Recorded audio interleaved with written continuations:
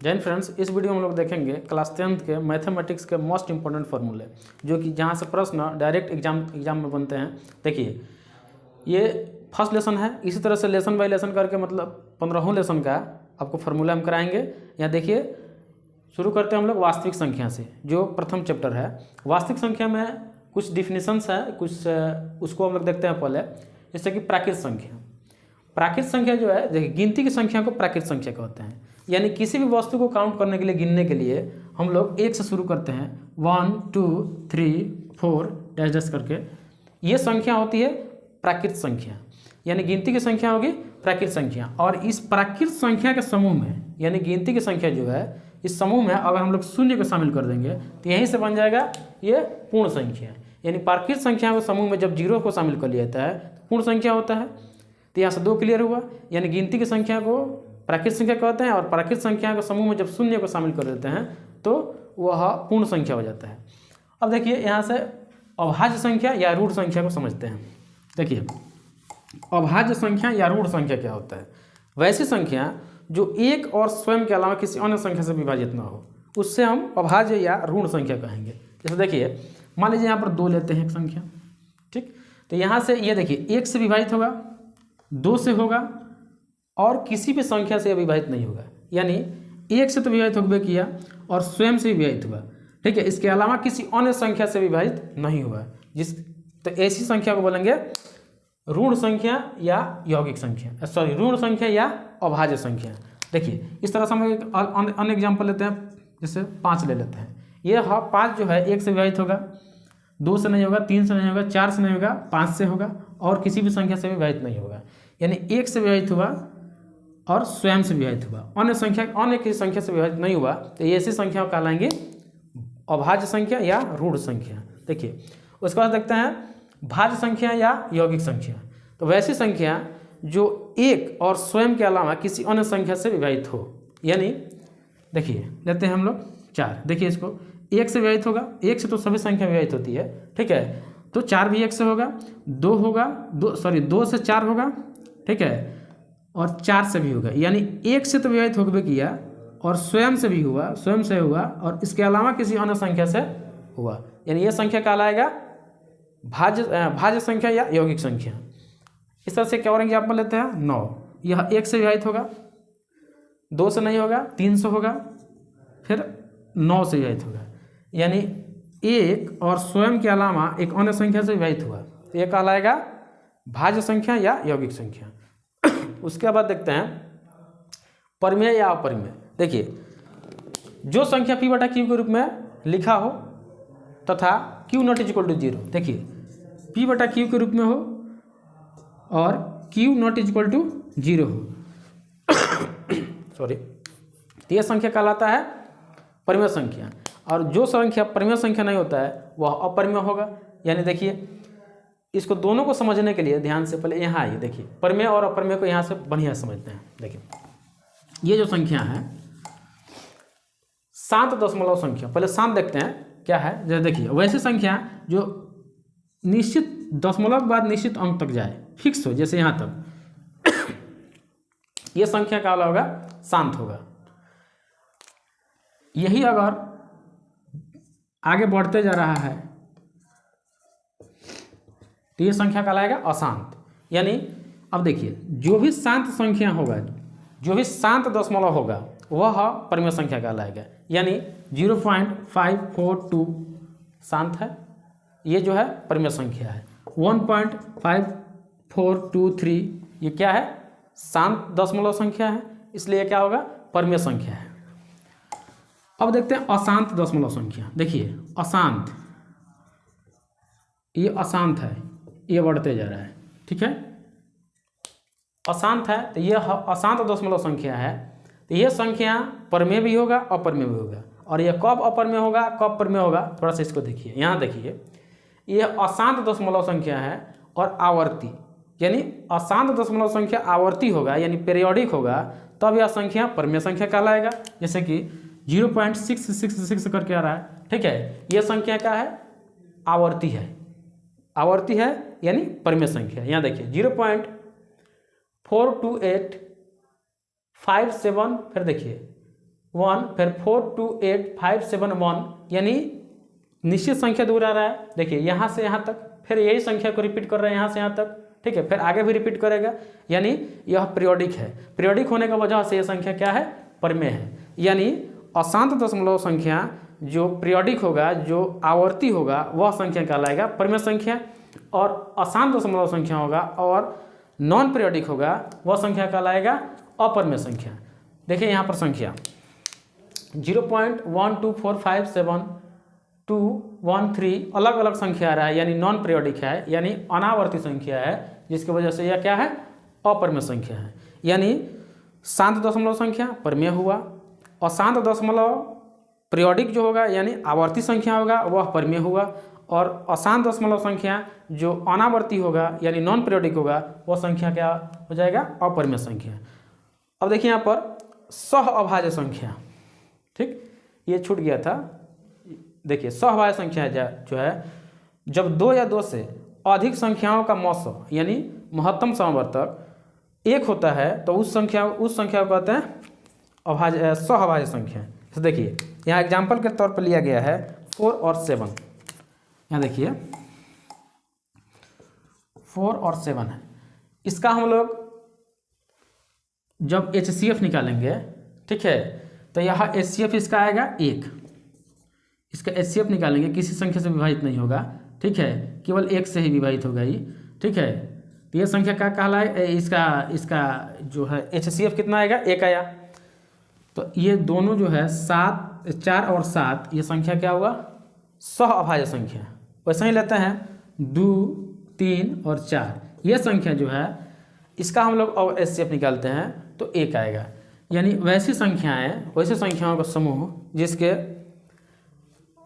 HCF 1 हो वह संख्या कहलाता है सहअभाज्य संख्या। तो इसके बाद देखिए जो भी अब हम पहले जो बताया उसका आप स्क्रीनशॉट ले लिए होंगे और उसको याद कर लीजिएगा। देखिए अब इसमें जो देखते हैं यूक्लिड विभाजन प्रमेय, देखिए 2 धनात्मक पूर्णांक a एवं b दिए रहने पर वैसी अद्वितीय पूर्ण संख्याएं q और r विद्यमान है कि, देखिए अब इसमें संबंध क्या दिखाएगा, a बराबर bq प्लस r कब होगा, जब देखिए इस कंडीशन में क्या होगा, a से बड़ा होगा और बराबर होगा r और b से छोटा होगा, ठीक है। तो इस तरह से a बराबर bq प्लस r, इसमें कंडीशन ये रहेगा कि r जो होगा a से बड़ा होगा, बराबर होगा और b से छोटा होगा। अब देखते हैं यहाँ पर भाज्य बराबर भाजक गुणे भागफल प्लस शेषफल, ठीक है। देखिए ये जो 21 है ये भाज्य है, ठीक है, और 5 से हम इसको भाग दे रहे हैं तो हो जाएगा भाजक, ठीक है। भाग दिए तो ये जो 4 मतलब में विभाजित हुआ तो ये हो गया भागफल और बचा वो शेषफल, ठीक है। इस तरह से हम इसको समझे। देखिए कि 2 धनात्मक पूर्णांक a एवं b के लिए देखिए HCF गुणे LCM इक्वल टू प्रथम संख्या गुणे द्वितीय संख्या, यानी a और b हम लोग संख्या को मान लिए हैं, ठीक है। तो a और b का महत्तम समवर्तक और a और b का लघुत्तम समवर्तक का गुणनफल दोनों संख्याओं के गुणनफल के बराबर होता है, ठीक है। इस तरह से यहाँ पर हम लोग फार्मूला बनाते हैं तो और सी फार्मूला बनेगा। जैसे देखिए यहाँ हम लोग समझते हैं थोड़ा सा, देखिए अगर हम लोगों को a निकालना होगा, ठीक है, तो हम लोग क्या करेंगे, a निकालना होगा तो b को इस साइड ले लेंगे, ठीक है। यानी a इक्वल टू यानी प्रथम संख्या इक्वल टू हो जाएगा, देखिए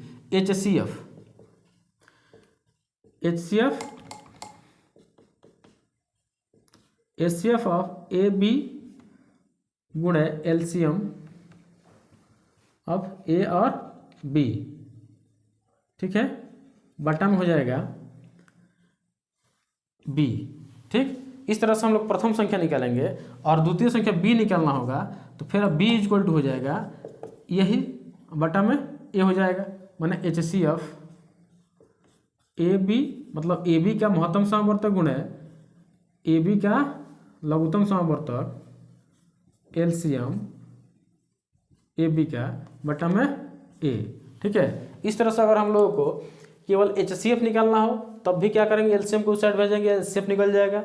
LCM निकालना हो तब भी HCF को उस साइड भेजेंगे, LCM निकल जाएगा, ठीक है। प्रथम संख्या निकालना हो तो द्वितीय संख्या निकालना हो तो, ठीक है। अब कंडीशन क्या आता है कि अगर a और b 2 संख्या था, अब 3 संख्या हो तो क्या होगा। देखिए यदि 3 संख्याओं हो तो मौसो और लसो यानी महत्तम समवर्तक और लघुत्तम समवर्तक में संबंध क्या होगी। देखिए महत्तम समवर्तक निकालना होगा तो तीनों संख्याओं का गुणनफल गुणे तीनों संख्याओं का लघुत्तम समवर्तक, ठीक है, बटा में ए और बी मतलब प्रथम संख्या और द्वितीय संख्या का लघुत्तम समवर्तक, फिर दूसरा संख्या और तीसरा संख्या का लघुत्तम समवर्तक, और फिर गुणे तीसरा संख्या और पहले संख्या का लघुत्तम समवर्तक से जब इसको डिवाइड करेंगे तो हम लोग को मिल जाएगा क्या चीज़, महत्तम समवर्तक। ठीक, अब लघुत्तम समवर्तक निकलना होगा, फिर वही देखिए तीनों संख्याओं का गुणनफल और तीनों संख्याओं का मौसा यानी महत्तम समवर्तक, और फिर ए प्रथम संख्या और दूसरी संख्या, ठीक है, उसका महत्तम समवर्तक, और फिर दूसरा संख्या और तीसरा संख्या का महत्तम समवर्तक, और तीसरा संख्या और पहले संख्या का महत्तम समवर्तक से जब इसको डिवाइड करेंगे तो हम लोग को मिल जाएगा लघुत्तम समवर्तक। ठीक, ये फॉर्मूला हम लोग याद रखेंगे जब तीन संख्या होगी तब तीन संख्या में ये लागू होगा और दो संख्याओं में ये फॉर्मूला लागू होगा। अब एक बात ध्यान दीजिएगा, यहाँ पे देखिए याद करने के लिए देखिएगा, महत्तम समवर्तक है तो ऊपर लघुत्तम समवर्तक है और नीचे सबका लघुत्तम समवर्तक निकालें। ठीक, उसके बाद से यहाँ लघुत्तम समवर्तक है तो यहाँ हो जाएगा महत्तम समवर्तक और सबका महत्तम समवर्तक निकाले हैं। ठीक, अब देखिए यहाँ ये प्रमेय संख्या p बटा q का दशमलव प्रसार, ठीक है, शांत दशमलव प्रसार कहलाता है यदि q के अभाज्य गुणनखंडन 2 के पावर 5 और 2 के पावर n और 5 के पावर n के रूप में हो। ये क्या है थोड़ा सा देखिए आप समझिए। जैसे मान लीजिए कि 17/8 है, ठीक है, 17/8 जो संख्या है इसको हम लोग इस पर विचार करेंगे हर पे। ठीक है, 8 को तोड़ेंगे 2 से 4, 2 से 2, 2 से 1, ठीक, यानी 2 के पावर 3। ठीक, अब बताइए यानी 2 के घात के रूप में आ गया, ये 2 के पावर 3 2 के घात के रूप में है। ठीक है, तो वही क्या हो जाएगा, ये शांत होगा। ठीक, शांत दशमलव प्रसार होगा।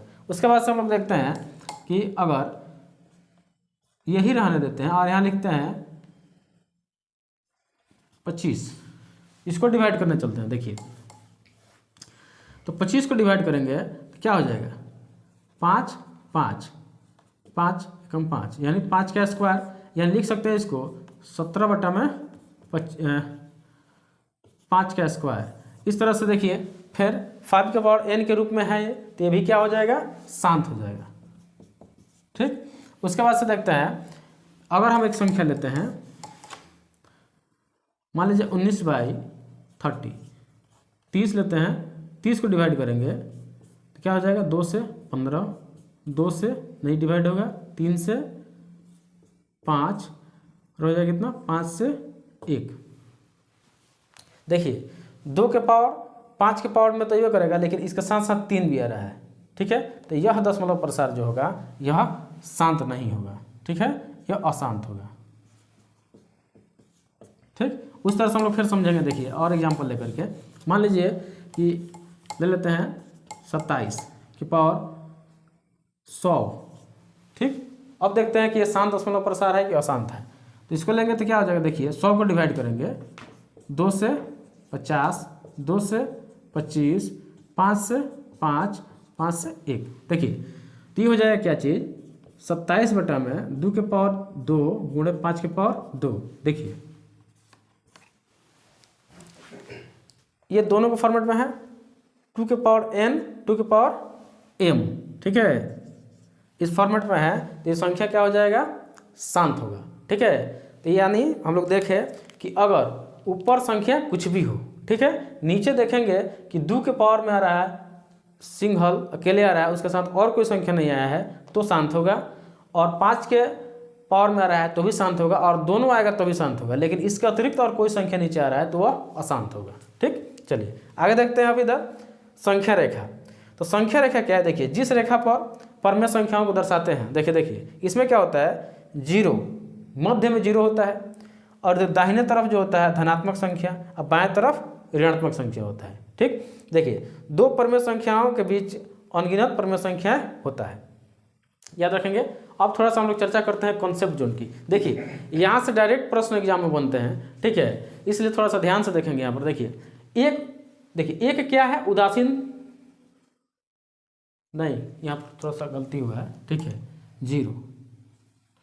0 जो है उदासीन संख्या है। ठीक ठीक है, इस पर प्लस या माइनस चिन्ह नहीं लगा रहता है। ठीक, उसके बाद से देखिए एक सभी संख्या का गुणनफल है, यानी कहने का मतलब है कि कोई भी संख्या हम लोग लेते हैं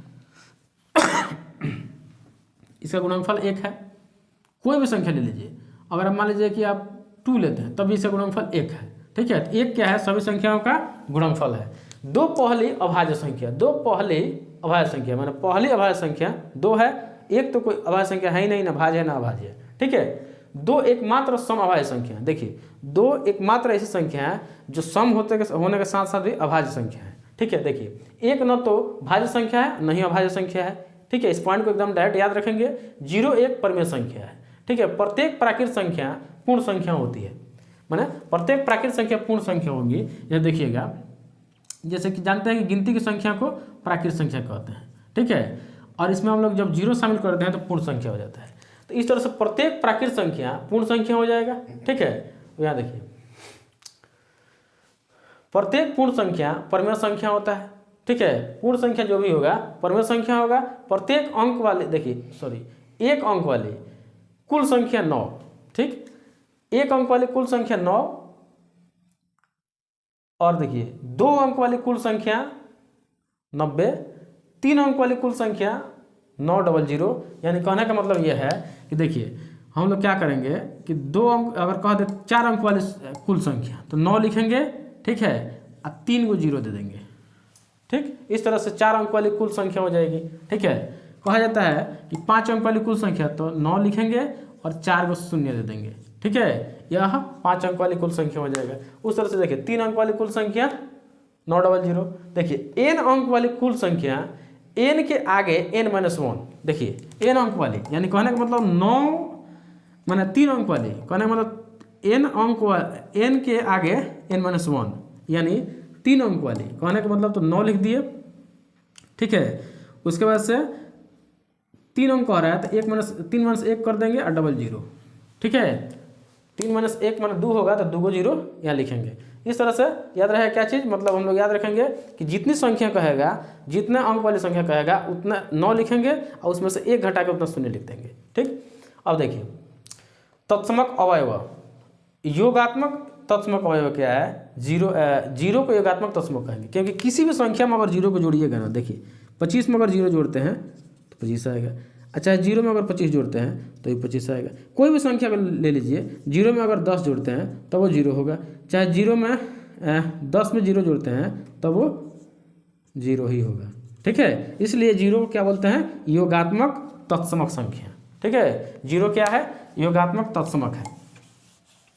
अब देखिए गुणात्मक तत्समक 1 है, क्योंकि 1 को किसी भी संख्या से गुणा करिएगा तो वो संख्या में कोई परिवर्तन नहीं होगा। किसी भी संख्या में गुणा करिएगा, मान लीजिए कि अगर हम 15 में 1 से गुणा करते हैं तो हो जाएगा 15, इसमें संख्या में कोई परिवर्तन नहीं हुआ।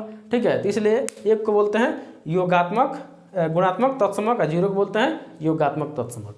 देखिए अब थोड़ा सा संकेत है जिसको याद रखेंगे।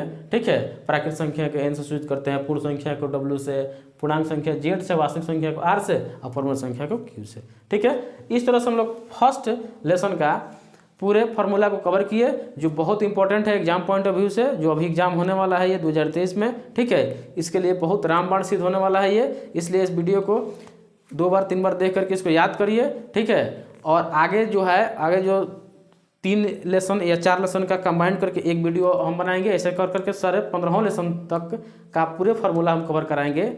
ठीक है, तो इसलिए चैनल को सब्सक्राइब करें और वीडियो अच्छा लगा हो तो लाइक करें, शेयर करें। ठीक है, और आगे जो वीडियो होगा इसके बाद अपलोड करेंगे, जो होगा 2 लेसन, 3 लेसन और 4 लेसन का। ठीक है, या तो 2, 3, 4 को एक साथ कर दिया जाएगा और नहीं तो 4 लेसन को एक साथ एक कंबाइंड कर दिया जाएगा। ठीक है, ऐसे कर करके पूरे 15 लेसन तक कंप्लीट करेंगे। चलिए ठीक है, जय हिंद।